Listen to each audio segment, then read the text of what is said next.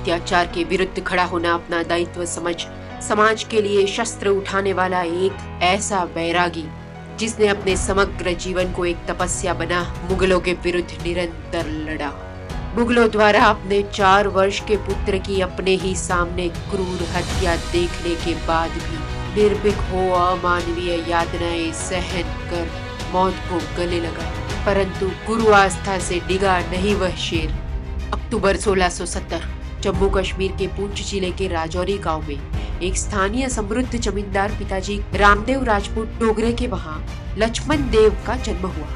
बचपन से ही घुड़सवारी, शिकार, कुश्ती, हथियार चलाने की शिक्षा उन्होंने प्राप्त की थी। लगभग 15 वर्ष की आयु में सुदृढ़ शरीर वाले लक्ष्मण दास के जीवन में घटी घटना ने उनकी जीवन दिशा बदल दी। एक दिन उन्होंने शिकार अभ्यास के दौरान एक गर्भवती हिरनी का शिकार किया, जिसके पेट से 2 बच्चे निकले और तड़प तड़प कर मर गए। इस घटना का उन पर बहुत गहरा प्रभाव हुआ और वो अपराध भाव से पीड़ित हो अशांत रहने लगे। गहन विचार के बाद उन्होंने सांसारिक सुखों का त्याग करने का निश्चय कर वैराग्य धारण किया। स्वामी रामदास तथा स्वामी जानकी दास से उनकी भेंट हुई और वे उनके साथ चलने लगे और उन्हें नाम मिला माधव दास। कुछ समय बाद भारत तीर्थ यात्रा के दौरान पंचवटी के पास उनकी भेंट योगी अघोड़नाथ से हुई, जिन्होंने माधव दास को मंत्र तंत्र तथा योगिक शिक्षा का ज्ञान दिया। माधव दास ने भी उनकी बहुत सेवा की। योगी गुरु की मृत्यु के पश्चात वे गोदावरी नदी के तट नांदेड़ में अपना आश्रम बना रहने लगे। कुछ समय बाद दक्षिण भारत में गुरुमति का प्रचार करने के लिए भ्रमण कर रहे सिख गुरु गोविंद जी से उनकी भेंट हुई। गुरु के अलौकिक, निर्भय, दिव्य व्यक्तित्व ने माधव दास को अत्यंत प्रभावित किया और वे गुरु जी के चरणों में गिरकर बोले, मैं तो आपका बंदा हूँ, आप मुझे सेवा कार्य बताएं। और गुरु जी उन्हें गले लगा कर बोले, आज आक्रांताओं द्वारा संसार में इतने अत्याचार हो रहे हैं, इस्लाम न स्वीकारने पर लोगों के साथ जानवरों जैसा बर्ताव, असंख्य हत्याएं, महिलाओं के साथ बलात्कार, बच्चों को जिंदा दीवारों में चुनवा जाना जैसे क्रूर अमानवीय व्यवहार हो रहे हैं। आप जैसे तेजस्वी सामर्थ्यवान लोग जब वैराग्य धारण कर लेंगे तो समाज में इस अन्याय के विरुद्ध लड़ समाज के प्रति अपना उत्तरदायित्व का निर्वाह कौन करेगा। इस कार्य में अनेकों लोगों को अपने प्राणों की आहुति देनी होगी। बलिदान तो अटूट साधना से भी अधिक ऊपर होता है। और गुरु के शब्दों को आदेश मान संसार के उत्थान के लिए कटिबद्ध होने का संकल्प माधवदास ने लिया। गुरु के इस बंदे को बंदा सिंह बहादुर नाम दिया गया और उनकी सैन्य जत्थेदार के रूप में नियुक्ति की गई। बंदा सिंह को गुरु ने 5 अनमोल सलाहकार, मार्गदर्शक आगे की रणनीति के लिए दिए थे, जिनके साथ उन्होंने पंजाब की ओर प्रस्थान किया। अब सबसे बड़ी आवश्यकता थी युद्ध के लिए सैनिकों तथा शस्त्रों और युद्ध सामग्री के लिए धन एकत्रित करने की। गुरुपुत्रों की निर्मम हत्या का प्रतिशोध लेने तथा मुगल अत्याचारों के विरुद्ध अपनी आवाज बुलंद करने के लिए अनेकों लोगों को प्रेरित किया। धन की आपूर्ति के लिए उन्होंने लाहौर से दिल्ली जाने वाले शाही खजाने को लूट लिया था, जिससे उन्होंने शस्त्र, युद्ध सामग्री तथा सैन्य गठन कार्य प्रारंभ कर दिया। गुरु आदेश को माथे पर रख दूर दूर के क्षेत्रों से अनेक सिख बंदा बहादुर की सेना में जुड़ने लगे। सेना विशाल रूप ले रही थी। अब बंदा बहादुर पंच प्यारों के मार्गदर्शन से छोटे छोटे गांवों को लक्ष्य बनाकर अपने अधिकार क्षेत्र को विस्तृत कर रहे थे। युद्ध जीतने के बाद उन क्षेत्रों की धन संपत्ति तथा शस्त्र सामग्री भी उनकी हो जाती थी और सबसे महत्वपूर्ण, युवा योद्धाओं का आत्मबल बढ़ता चलता था। सोनीपत, सामना को जीत, गुड़ाम, ठासका, शाहबाद, पुंजपुरा, सढौरा नगर पर भी खालसा दल विजयी रहा। अब सरहिंद की बारी थी। अपने गुप्तचरों से बंदा बहादुर की सैन्य शक्ति की जानकारी ले अब वजीर खान ने हर संभव तैयारी कर ली। अपने मित्र राजाओं तथा संधि किए हुए राजपूत रजवाड़ों को भी युद्ध में सहायता के लिए बुला तीर, कमान, भाले, तलवारें, हाथी, घोड़ों, तोप, गोला बारूद के भंडार के साथ लगभग 1 लाख की सेना एकत्रित की। उस ओर सारे सिख दल एकत्रित हो चुके थे। बंदा सिंह की लगभग 70,000 की सेना एकत्रित हो गई थी, परंतु सिख सेना शस्त्र और संख्या में कम तथा युद्ध के लिए अप्रशिक्षित युवाओं से भरी हुई थी। परंतु खालसा सेना का एक एक सैनिक अपने प्राणों का बलिदान देने के लिए तत्पर था। राष्ट्र प्रेम, गुरु भक्ति गुरुपुत्रों की हत्या के प्रतिशोध की आग को युद्ध भूमि में लिए आए सैनिकों के आगे वेतनभोगी मुगल सैनिकों की क्या ही तुलना। सरहिंद से लगभग 20 मील की दूरी पर छप्पर झीरी के पास दोनों सेनाएं टकराई। वजीर खान की युद्ध नीति में अंत में पैदल सैनिक, घुड़सवार, तोपें, ऊंट और प्रथम पंक्ति में हाथियों को रख व्यूह रचना की और बंदा सिंह अपनी सेना को 4 टुकड़ियों में विभाजित कर अलग अलग दिशा से जो बोले सो निहाल सत श्री अकाल के नारे के साथ आक्रमण किया। छोटे और भूमिगत अदृश्य तोपों से प्रहार कर मुगल सेना की प्रथम हाथियों की पंक्ति उड़ा दी गई।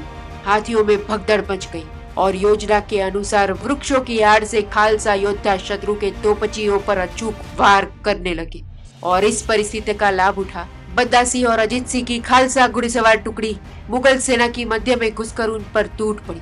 मुगल सेना पर चारों ओर से भयानक आक्रमण हुआ। बाज सिंह और फतेह सिंह ने वजीर खान को घेर उसे मार गिराया। मलेरकोटला के नवाब तथा ख्वाजा अली को भी मार गिराया गया। शत्रु सेना के पैर उखड़ गए और भाग गई। 12 मई 1710 के सूर्यास्त को छप्पर झीरी के इस ऐतिहासिक युद्ध में दल खालसा को महत्वपूर्ण विजय प्राप्त हुई। उन्होंने 14 मई 1710 को प्रथम सरहिंद और बाद में मलेरकोटला पर भी आधिपत्य स्थापित किया, जिससे उन्हें प्रचुर मात्रा में धन प्राप्ति हुई।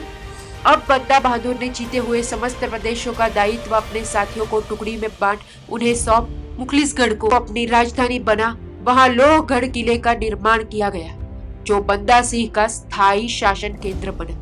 यहीं से गुरु नानक देव तथा गुरु गोविंद सिंह के नाम पर स्वर्ण सिक्के तथा मुद्राएं जारी किए गए। उनके शासन में जन साधारण के हितों का ध्यान रखा गया। बंदा बहादुर ने जमींदारी व्यवस्था को नाबूद कर किसानों को जमीन के पूर्ण अधिकार दिए। जन रक्षा के लिए हमेशा तत्पर बंदा सिंह की उदार नीति निस्वार्थ राष्ट्र प्रेम से प्रभावित हो कई लोग स्वेच्छा से सिख धर्म का स्वीकार कर खालसा दल में शामिल हुए और खालसा दल ने जालंधर, दोआबा, राहोन क्षेत्र पर भी अपना अधिकार कर लिया था। अब मुगल सल्तनत का बादशाह बहादुर शाह, जो दक्षिण में युद्ध के बाद वापस आ रहा था, उसे सरहिंद पर बंदा बहादुर की विजय की जानकारी मिली और राजपूतों से निपटने का काम छोड़ वह सिखों से निपटने के लिए शीघ्र पंजाब की ओर बढ़ा और तुरंत ही उसने 60,000 की विशाल सेना के साथ सरहिंद पर आक्रमण कर दिया। छप्पर झीरी के युद्ध के बाद खालसा सेना विजयी प्रदेशों के रक्षण के लिए विभाजित थी तथा कई जगहों पर संघर्षरत भी थी।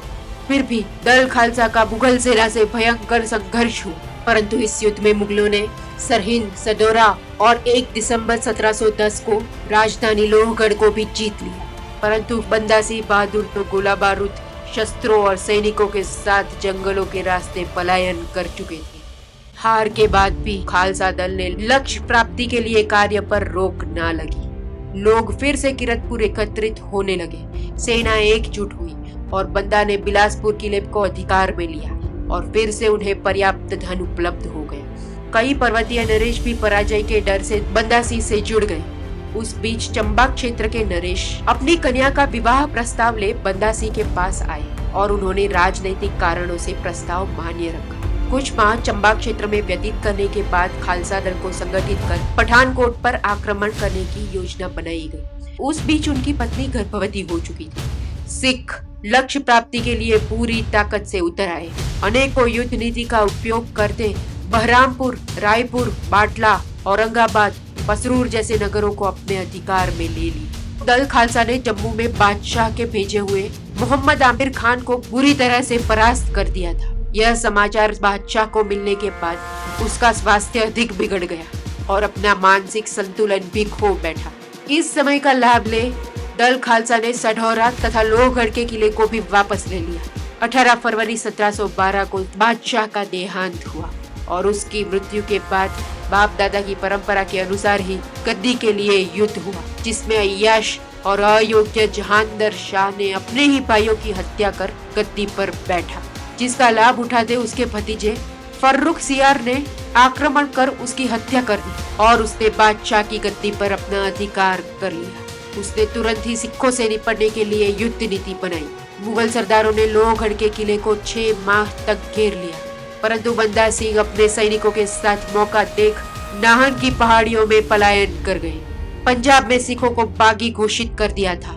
सिखों को वे जहां दिखे वहां कुचलने के आदेश दे दिए थे। महिलाएं, बच्चों तक की हत्याएं की गई। इस्लाम के लिए खतरा है का नाम लेकर सामान्य लोग भी सिखों पर हमला करने लगे। दल खालसा के लिए उस समय सैन्य भर्ती भी कठिन हो रही थी। ऐसे में निर्णय के अनुसार सिखों की रक्षा हेतु खालसा दल की छोटी छोटी टुकड़ियां अपने गाँव में आ पहुंची। बंदा सिंह भी चंबा में परिवार से मिलने के बाद अपने कुछ साथियों के साथ अपने गांव राजौरी भी पहुंचे। वहां उन्होंने कुमारी साहिब कौर से विवाह किया, जिन्होंने रंजीत सिंह को जन्म दिया था। बंदा सिंह का वंश उनसे ही आगे बढ़ा। अब रणनीति के भागरूप खालसा के पुनर्गठन के लिए मुगल सल्तनत का ध्यान सिखों से हटाने के लिए बंदा बहादुर लगभग 1-1.5 साल तक गुप्तवास में रह आगे की युद्ध नीति पर निरंतर कार्य करते रहे और मौका मिलने पर 1715 में जम्मू के कलनौर और बाटला पर धावा बोल अपने अधिकार में कर दोनों नगरों के बीच एक सुरक्षित किले का निर्माण कार्य शुरू किया।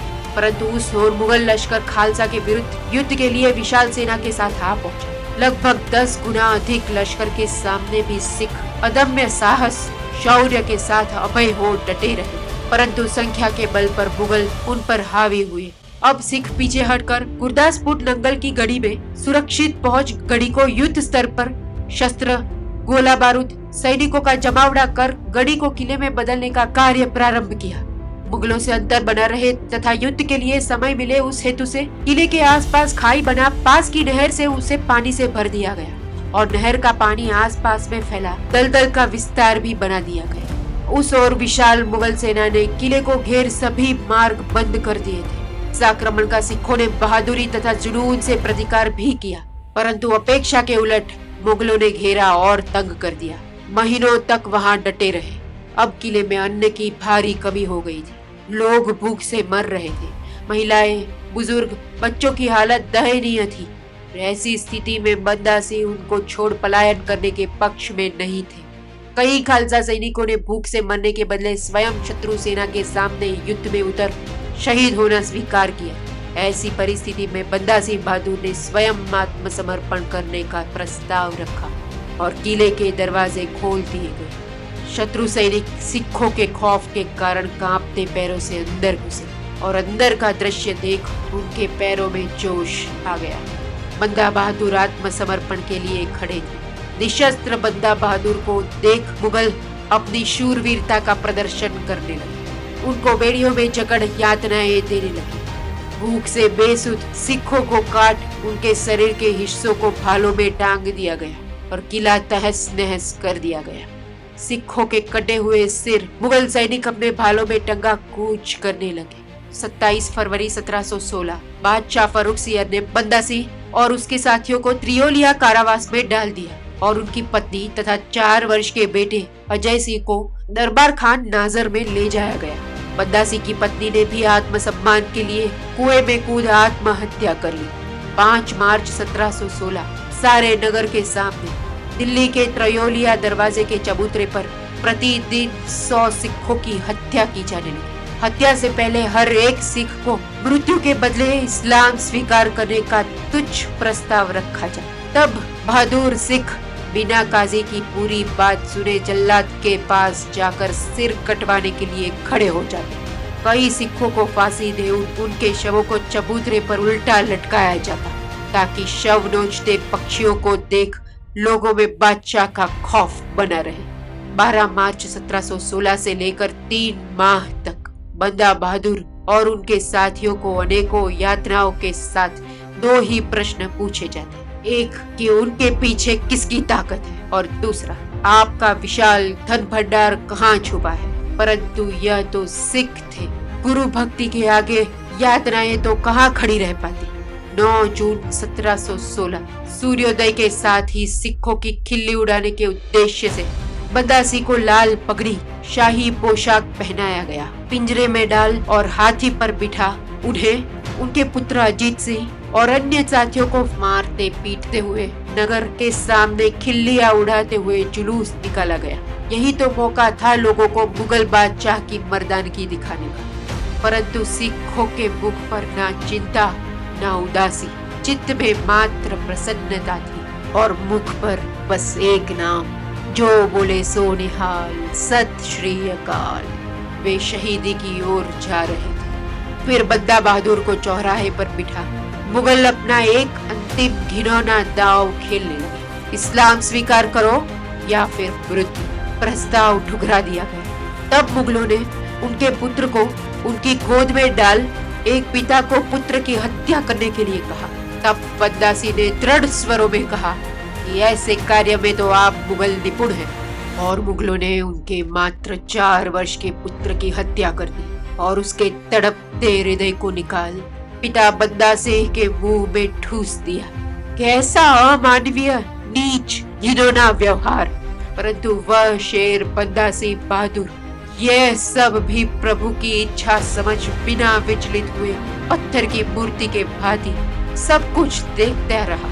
ऐसे व्यवहार के बाद भी उनकी शांत, निर्भीक, तेजस्वी आंखों से निकलते तेज तथा ऊर्जा को मुगल सह नहीं पाए और उनकी आंखें भी फोड़ दी गई। और उसके बाद इस्लाम कबूल ना करने पर विमानों की खाल में जिहादी भेड़िए गर्म लोहे के चिमटों से बंदा सिंह के शरीर से मांस की बोटियां नोचने लगे जब तक उनकी मृत्यु ना हो। ऐसी क्रूरता सहन करने के बाद भी वह गुरु भक्त ने संतुष्टि, शांति और स्थिरता के साथ अपने प्राण त्याग दिए, परंतु धर्म नहीं त्यागा।